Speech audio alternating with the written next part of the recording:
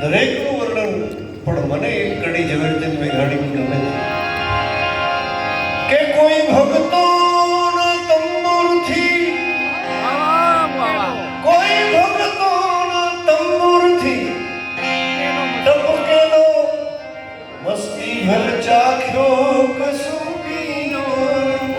ભાઈ ભાઈ ઘણું જેવો એ જમાનામાં ઝવેરચંદ મેઘાણીએ ગામડાઓની અંદર જ્યોતને અજવાળે લાઈટ નહીં હોય તેથી ભજન સાંભળ્યા છે તો જ લખે.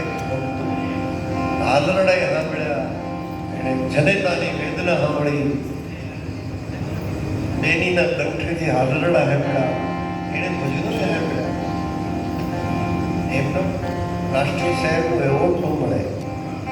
કેવા ભજનો, ભક્તોના તંબુરા ઉપર ભજન. મેં પહેલા કીધું હતું ને કેવા ભજન કરવા.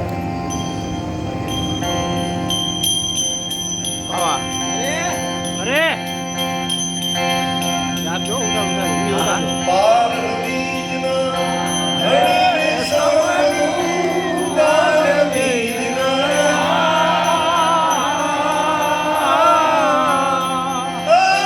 ધણીને સવનું ધણીના દારી ભજનના વાગે ભળાકા ભાઈ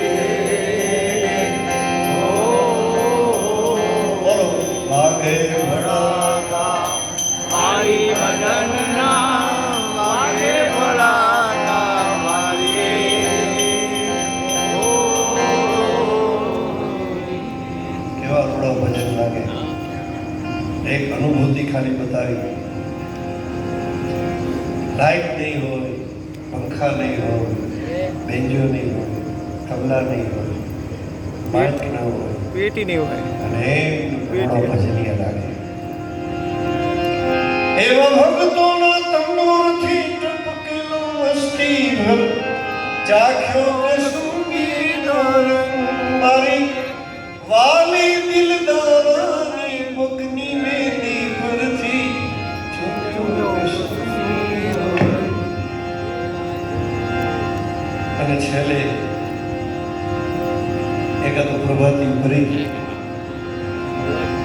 કારણ કે બ્રહ્મ મુહૂર્તનો સમય થઈ ગયો છે.